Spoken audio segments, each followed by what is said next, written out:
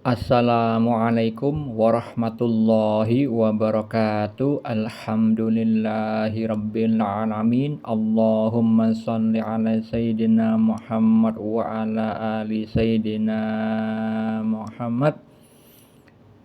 Saya bagikan kisah mimpi yang dialami seorang hamba Allah akhir zaman yang tempo hari menanyakan tentang takwil mimpi yang dialaminya melalui akun TikTok saya. Sebutlah namanya Fulan, bukan nama yang sebenarnya. Fulan mengalami mimpi sudah 4 tahun yang lalu.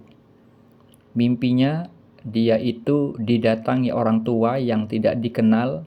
Orang tua tersebut memakai baju biasa saja. Di dalam mimpi tersebut, sosok orang itu mengatakan, "Nak, ada yang ingin aku berikan kepadamu, tetapi aku simpan itu di urat nadimu, agar orang tidak ada yang tahu.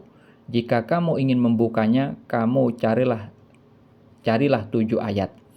Itulah visual mimpi yang dialami saudara kita. Lalu apa takwil mimpi atau makna mimpinya? Sebelum saya takwilkan, perlu diketahui bahwa mimpi adalah bagian dari syariat Islam.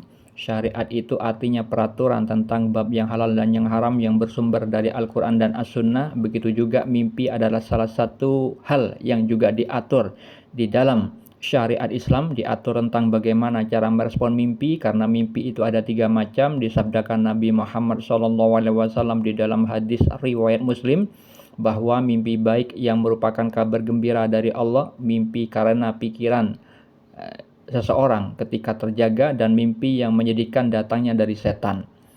Dan selain cara merespon mimpi yang diatur di dalam syariat Islam adalah tentang orang yang boleh mentakwilkan mimpi, yaitu orang yang memang ditakdirkan oleh Allah memahami ilmu takwil mimpi, seperti yang Allah firmankan di dalam surat Yusuf ayat 6, ayat 21 dan ayat 101, bahwa Nabi Yusuf alaihissalam diberikan pengajaran sebagian takwil mimpi.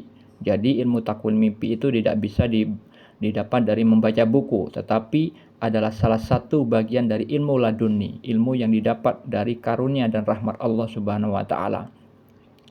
Di dalam hadis riwayat Al-Bukhari dan Muslim, Rasulullah bersabda, mimpi seorang mukmin adalah satu dari 46 bagian kenabian. Di dalam hadis riwayat Ibnu Majah, beliau bersabda, mimpi seorang muslim yang soleh adalah satu dari 46 bagian kenabian.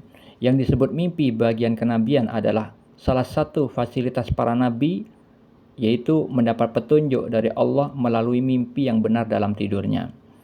Seperti yang dialami Nabi Muhammad, Nabi Yusuf alaihissalam, Nabi Ibrahim alaihissalam, dan para wali Allah dan orang-orang soleh yang Allah kehendaki mendapat petunjuk dari Allah Subhanahu wa taala.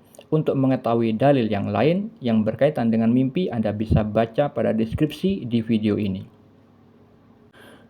Lalu mengenai makna mimpi yang tadi saya ceritakan, itu adalah petunjuk dari Allah yang memiliki makna tersirat. Simbol orang tua yang tidak dikenal itu adalah bermakna orang yang memiliki ilmu yang tinggi dan bijaksana.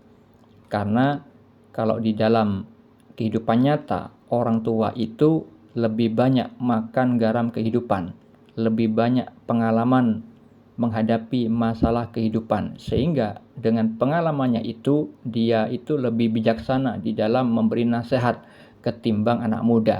Makanya Allah memberikan visual orang tua, dan di dalam mimpi itu orang tua tersebut memberikan sesuatu yang mana fulan itu menceritakan kepada saya sesuatu itu tidak kelihatan mata.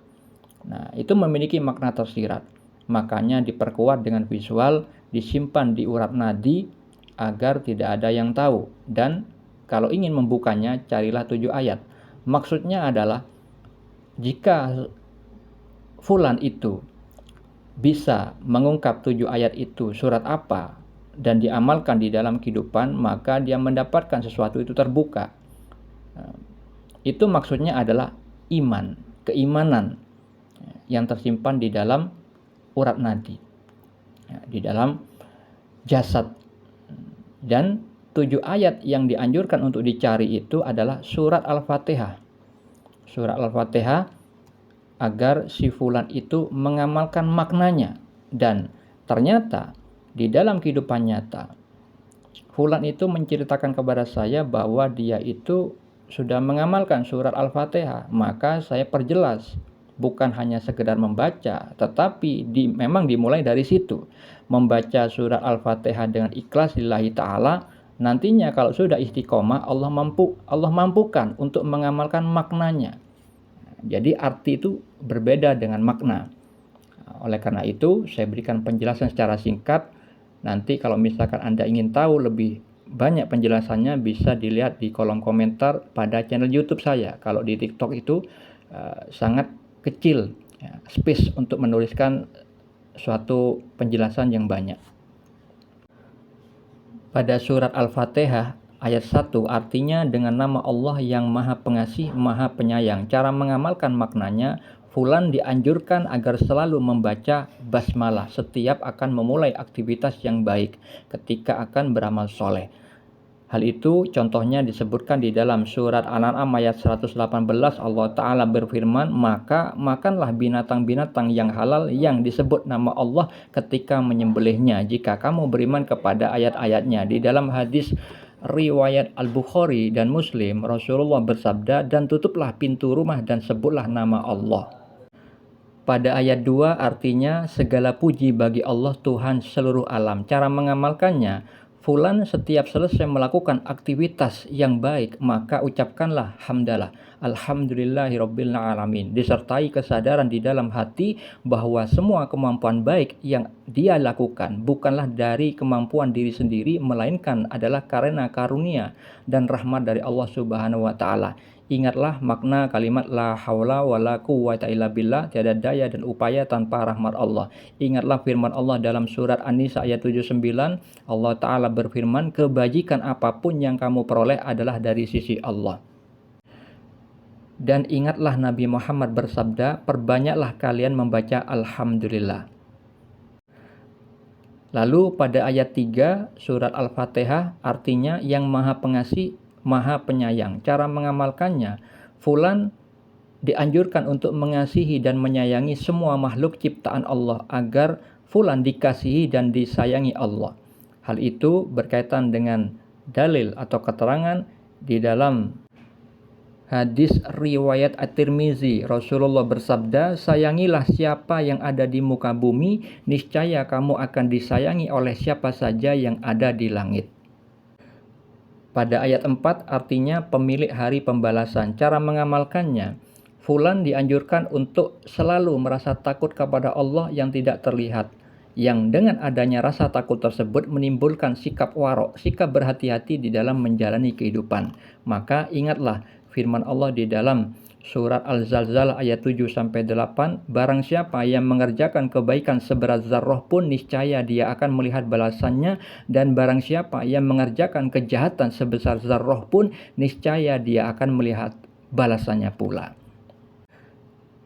Ayat 5 artinya hanya kepada Engkaulah kami menyembah dan hanya kepada Engkaulah kami memohon pertolongan. Cara mengamalkannya adalah patuh taat kepada Allah, mengerjakan perintahnya dan menjauhi larangannya, dan ketika meminta tolong hanya kepada Allah. Tidak boleh mempersekutukan Allah, misalnya minta bantuan kepada dukun. Nah, fulan tidak boleh melaksanakan itu. Maka ingatlah Allah berfirman di dalam surat Al-Mu'min ayat 60, dan Tuhanmu berfirman, berdoalah kepadaku, niscaya akan kuperkenankan bagimu. Di dalam surat An-Nisa ayat 48, sesungguhnya Allah tidak akan mengampuni dosa karena mempersekutukannya, yaitu syirik. Tetapi dia mengampuni apa dosa yang selain syirik itu bagi siapa yang dia kehendaki. Pada ayat 6-7 artinya bimbinglah kami ke jalan yang lurus, yaitu jalan orang-orang yang telah Engkau beri nikmat, bukan jalan mereka yang dimurkai dan bukan pula jalan orang-orang yang sesat. Cara mengamalkannya, fulan tidak boleh sombong, tetapi harus meminta petunjuk kepada Allah. Karena apa? Allah berfirman dalam hadis qudsi, wahai hambaku, kalian semua sesat kecuali orang yang telah kami beri petunjuk. Maka hendaklah kalian minta petunjuk kepadaku, pasti aku memberinya. Kalau fulan bisa mengamalkan makna surat Al-Fatihah ayat 1-7, maka muncullah keimanan di dalam hatinya. Semoga bermanfaat. Assalamualaikum warahmatullahi wabarakatuh.